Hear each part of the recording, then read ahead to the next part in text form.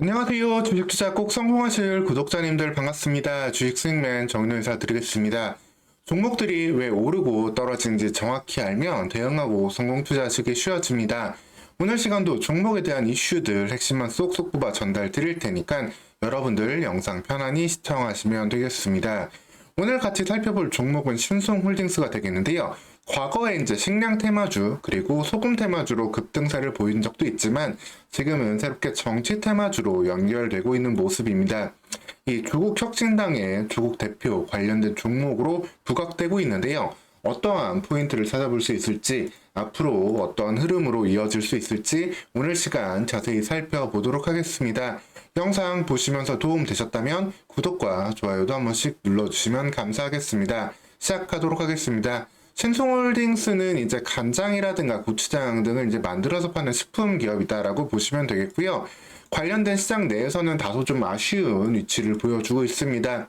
오래된 기업이지만 사실 상장도 2007년경에 했어요. 상장한 지도 사실 그렇게 오래지는 않았고 CJ제일제당, 대상, 샘표식품 등에 비하면은 사실 좀 낮은 시장 점유율 그리고 연구개발 활동도 좀 적게 하면서 좀 새로운 성장 동력은 찾지 못하고 있는 그러한 종목이긴 합니다. 그럼에도 불구하고 신성홀딩스 같은 종목들은 사실 어떻게 보면 크게 망할 일은 없는 종목이잖아요. 그러다 보니까 안정적인 매출 그리고 영업이익도 꾸준하게는 내고 있는 가운데 한 번씩 테마의 이슈로서 주가가 급등락하는 모습을 보여주고 있다라고 보시면 되겠습니다. 시가총액도 1000억대 수준이고 유통 물량도 50%가 되지 않는 적은 수준이기 때문에 테마주로 움직임이 자주 나온다라고 보시면 되겠고 2022년에는 그때죠. 러시아가 우크라이나를 침공했을 때 그래서 러우 전쟁 관련해서 식량 관련주들 급등세 나올 때 한번 19,350원까지 올라갔었고요. 그리고 후쿠시마 오염수 방류 이슈로 인해 가지고 작년도 2023년 6월 달에도 다시 한번 천일염 관련주로 또 18,000원 부근까지 상승을 했었습니다. 그리고 이번에는 이제 조국 관련주로 좀 부각되고 있는 모습인데 이 조국 테마주가 갑자기 조금 더 부각되고 있는 모습은 여러분들 좀 확인을 하실 수 있을 거예요. 아무래도 이제 그 선거가 이제 4월 10일에 있는데 좀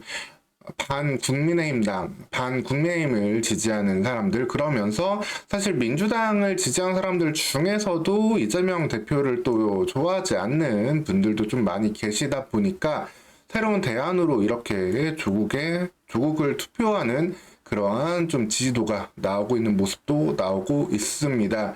사실 조국혁신당은 이제 지역구에는 의원을 내지 않고 오로지 비례대표만 내고서 하나의 좀 표어를 만들었었는데 지역구는 민주당을 찍되 비례대표는 조국혁신당을 찍어달라는 말로써 지민 비조라는 말로 밀고 나갔었는데 요즘에는 이 기조도 좀 바뀐 모습입니다. 이제는 비조 지민, 즉 투표를 할 때 비례대표의 조국혁신당을 뽑으면서 지역구도 민주당을 같이 뽑아달라. 오히려 이렇게 중도표까지 좀 어필하는 그 정도의 모습까지도 좀 보여주고 있습니다. 좀 사실 정당의 색깔 자체는 좀 특이합니다. 다른 뭐 어떤 정당의 뭐 정치적인 강령 이런 걸 보여주기보다는 오로지 반윤이 기치 하나로 지금 나오고 있거든요. 사실 이러다 보니까 요즘 시장에 더 먹히는 부분도 있는 것 같아요. 요즘 세상에 좀 복잡한 걸 싫어하는 세상, 어떻게 보면은 동영상도 긴 건 안 보고 쇼츠 위주로 보는 세상이고 이렇게 반윤 기치 하나로 오로지 뭐 윤석열 대통령을 탄핵하겠다, 싸우겠다 이것만 좀 내세우고 있으니까 인물도 비례대표 후보들도 그런 인물들로 깔아놨죠. 그러다 보니까 일부 지지율이 여기로 좀 쏠림 현상이 나오는 모습도 보여주고 있습니다.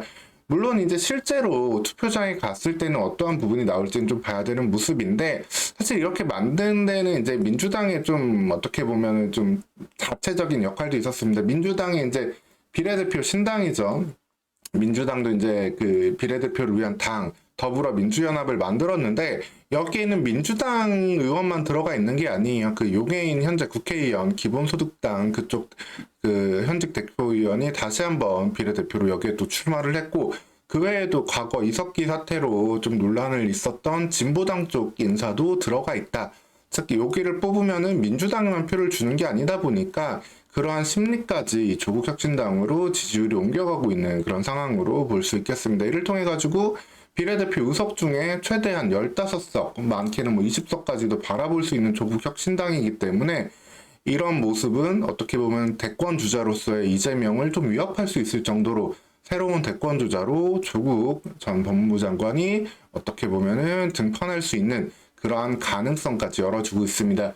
물론 조국 혁신당 대표 같은 경우에는 리스크가 있죠. 사법 리스크가 있습니다. 그 관련해가지고 그래서 언제든지 사실 다시 국회의원직을 잃을 수도 있는 그러한 인물이지만 그럼에도 불구하고 사실 이거 뽑아주고 지지하는 사람 분들은 그걸 다 알고서 지지를 하는 거잖아요. 만약에 그렇게 해서 국회의원이 상실한다 하더라도 또 어떻게든 밀어줄 분들이기 때문에 이 관련된 바람이 어디까지 갈 수 있을지는 조금 더 지켜볼 수 있겠습니다. 특히 이제 전국에서 가장 이제 평균 선거 연령이 낮은 지역 중에 하나가 이제 화성시 을이 되겠는데 여기에서는 더불어민주연합과 국민의 미래보다도 조국혁신당에 대한 지지율이 압도적으로 또 높은 것을 확인할 수도 있습니다. 이런 부분들이 계속해서 반영되고 있기 때문에 조국 관련 테마주들이 생각보다도 더 강한 모습을 보여주고 있습니다. 이제 예전에 만들었던 테마주들이죠. 화천기 같은 경우도 이제 사회이사가 이미 관련 있는 분이 퇴임했음에도 불구하고 추가적인 상승을 조금 더 보여줬고, 대형포장 같은 경우에도 상한가를 또 기록하기도 했습니다. 근데 사실 대형포장도 이제 연결이 되었던 사회이사 분들은 이미 2020년에 퇴직을 다 하셨거든요.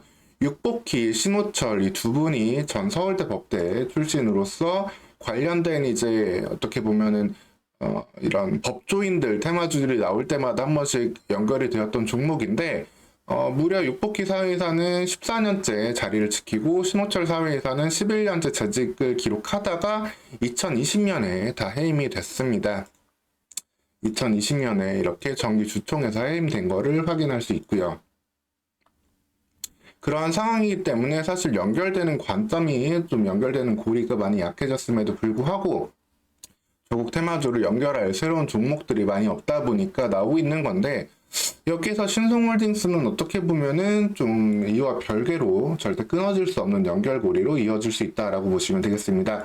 사실 그 예전에 대선 때도 보면은 그 인맥 관련주들 여러 가지들 뭐 나오다가 결국에는 이런 혈연 관련주들도 상당히 세게 올랐던 것들 기억하시나요? 애니능률 그리고 웅진 같은 종목들이 이제 파평유시 관련주로 해가지고 상당히 많은 급등세를 보였습니다. 애니능률 같은 경우에는 6배까지 올라가는 모습을 확인할 수 있었죠.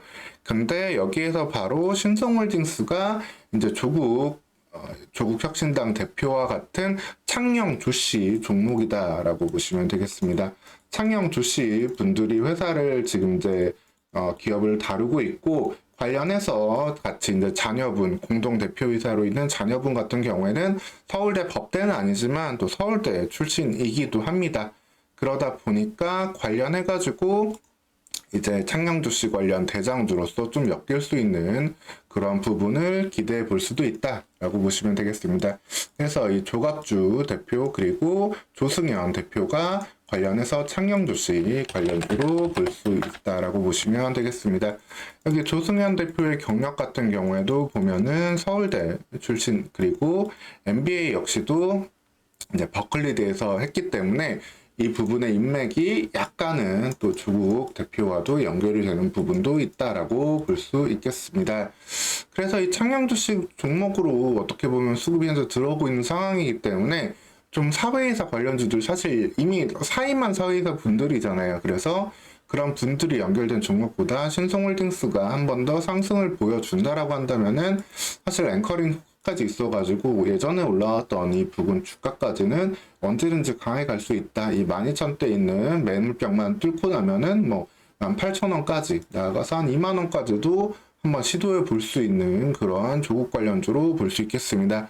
물론 조금 그런 부분은 있어요. 어쨌든 조국 대표가 어디까지 갈 수 있을지 아직까지는 조금 뭐 불확실한 상황도 있고, 특히 이제 민주당에서도 견제를 하기 시작을 했거든요. 민주당에서도 이제 처음에는 같이 좀 힘을 모아서 가자 했지만 이제는 생각보다 조국혁신당이 갖고 있는 파일을 잘라먹는 수준까지 올라오고 있다 보니까 이재명 대표 입장에서는 위협이 될 수밖에 없죠. 그래서 견제를 할 때 여기에서 조국혁신당 지지율이 어떻게 좀 변하느냐에 따라서 좀 움직임이 달라질 수 있을 텐데, 그럼에도 불구하고 민주당 비례정당이 현재 갖고 있는 태생적인 좀 약점 속에 한번 4월 10일 선거 전까지는 충분히 유의미한 움직임 기대해 볼 수 있는 부분도 볼 수 있겠습니다. 사실 본업 자체는 계속해서 매출이 좀 좋지는 않아요. 앞서도 말씀드렸지만 특별히 뭐 고추장이라든가 이런 간장을 개발하고 하는 일에도 새로운 제품들 개발하고 좀 그 시장 점유율을 늘려가는데도 사실 활동을 좀 미미하게 하고 있고, 뭐 배당이라든가 이런 주주 친화적인 정책도 경쟁사들 대비 상당히 좀 낮은 수준입니다. 그래서 언제든지 이런 테마 이후에는 주가는 또 한번 제자리로 내려올 수 있겠지만, 현재로서는 정치 테마주로 예전에 식량 테마주 때만큼이나 올라설 수 있는 가능성 볼 수 있기 때문에, 이 12,000원 돌파하는 시점 이후에 강하게 튈 수 있는 종목으로서 단기 트레이딩 카드로 3월 말 4월 초까지 좀 관심 가져보시고, 만약에 그런 부분도 될 수 있어요. 만약에 진짜 조국혁신당이 진짜 의미 있는 결과 뭐 15석 이상 거두고 그래서 국회에 입성해가지고 아주 좀 활발한 활동을 하게 된다라고 한다면 그 기세는 더욱더 이어질 수 있는 부분도 있으니까 관련된 이슈들 계속해서 같이 챙겨보면서 대응해 가시면 되겠습니다. 오늘 시간 이렇게 신송홀딩스가 왜 이렇게 상승을 좀 하고 있는지, 갖고 있는 본질, 그리고 조국 테마주로서의 그 이슈도 같이 챙겨봤습니다. 계속해서 이런 정치 관련 뭐 각종 테마주들도 어떤 식으로 접근해야 될지 이슈들 챙겨 전달해 드릴 테니까 여러분들 영상 편안히 보시면서 후속 영상, 다른 종목 영상들도 보시고 편안히 투자해 가시면 되겠습니다. 오늘 시간도 영상 시청해 주셔서 감사합니다.